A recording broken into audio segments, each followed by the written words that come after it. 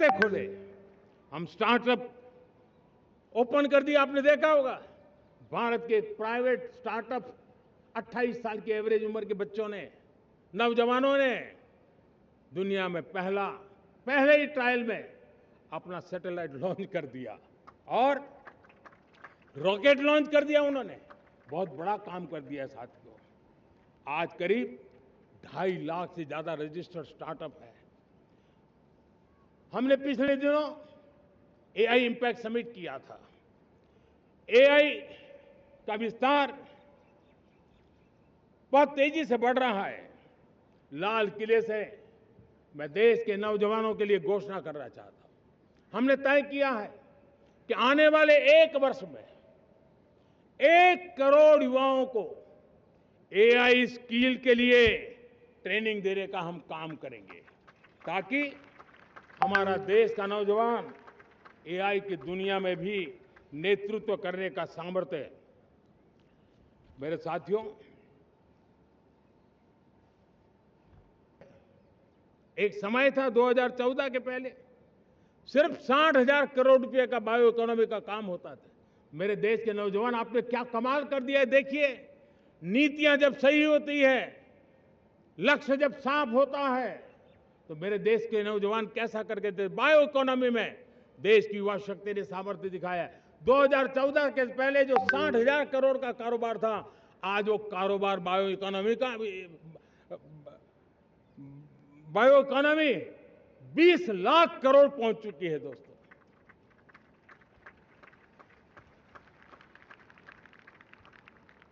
दो 2009-10 का कालखंड था, सिर्फ 25 लाख इलेक्ट्रिक व्हीकल हमारे देश में बिके थे।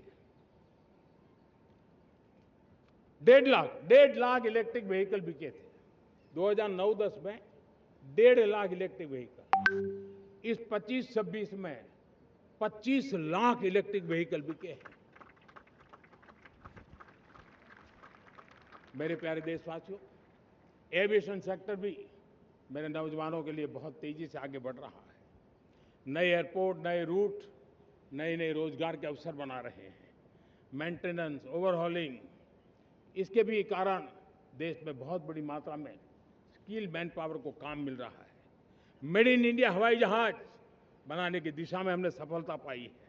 Made in India defence transport aircraft C295 already अपनी उड़ान भर चुका है, सफल उड़ान भर चुका है। ये देश के नौजवानों के लिए, मेरे साथियों, ड्रोन ने भी बहुत बड़ा काम किया है।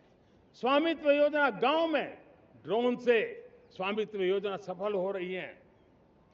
करीब 3.25 करोड़ परिवारों को स्वामित्व योजना का लाभ मिला है और इसके कारण 140 लाख करोड़ रुपए जैसी संपत्ति अनलॉक हुई है, जिसके कारण बैंक से लोन मिल सकता है, लोग अपना कारोबार कर सकते हैं। मेरे प्यारे देशवासियों, हमारे मध्यम वर्गीय परिवारों के सामने एक बहुत बड़ा बोझ बन चुका है कोचिंग क्लासेस की स्पर्धा। हर माँ बाप को लग रहा है कि कोचिंग क्लास में बच्चे को नहीं भेजा तो हम प्रतिष्ठित परिवार नहीं है। इन गरीब और मिडिल क्लास परिवारों की हम चिंता करते हुए हजारों करोड़ रुपए का उनका खर्च है वो भी बचे, बेटे भी अपने आसपास रह सके, उनकी देखभाल हो सके, परिवार पर आर्थिक बोझ न आए। और इसलिए हमने युवाओं के लिए विभिन्न परीक्षाओं की फ्री ऑनलाइन कोचिंग हमने करने का निर्णय किया है। डिजिटल पब्लिक इंफ्रास्ट्रक्चर है, हमारे पास उत्तम टैलेंट है, टीचर्स हैं। उन संसाधनों को जोड़ करके हम देश के नौजवानों को फ्री कोचिंग देने का एक पूरा नेटवर्क हम खड़ा करने वाले हैं। मेरे प्यारे देशवासियों, मैं हमेशा कहता आया हूं, जो खेले वो खिले। जब मैं खेले वो खिले की बात कर रहा हूं, तब मेरे प्यारे देशवासियों, आज भारत खेल की दुनिया में अपनी जगह बना रहा है। अब खेल के पोडियम में भारत का राष्ट्रगीत सुनाई देता है, भारत का राष्ट्रगान सुनाई देता है, भारत का तिरंगा झंडा लहराता दिखाई नजर आ रहा है। टॉप्स योजना ने बहुत बड़ी सफलता भी है। खेलो India games, university games, winter games, beach games, sports infrastructure, sports के लिए कोचिंग, स्पोर्ट्स मेडिसिन, स्पोर्ट्स के लिए न्यूट्रिशन, इन सारे विषयों में भारत अब महारत करने की दिशा में आगे बढ़ रहा है। नौजवानों के लिए पूरा नया क्षेत्र, खिलाड़ी न बन सके तो उसकी सपोर्ट सिस्टम में भी बहुत बड़ा क्षेत्र खुल रहा है। स्पोर्ट्स की दुनिया में भारत का प्रदर्शन बेहतर होता रहा है और हम 2036 में ओलंपिक के मजबूत दावेदार बनकर के आगे बढ़ रहे हैं और 2030 में कॉमनवेल्थ गेम्स को भारत होस्ट करने वाला है। और मेरे साथियों, दुनिया में जो ओलंपिक की खेल होते हैं, करीब 40 प्रकार के गेम होते हैं और करीब 350-350 स्पर्धाएं होती हैं ओलंपिक में। और आपको जानकर के दुख होगा मेरे देशवासियों, मेरे नौजवानों, मैं आपको चुनौती देता हूं, मैं आह्वान करता हूं, मैं आपकी मदद चाहता हूं। 350 जितने स्पर्धाओं में भारत 2/3 खेलों में कहीं होता ही नहीं, हमारी मौजूदगी नहीं होती, हम क्वालिफाई नहीं होते हैं।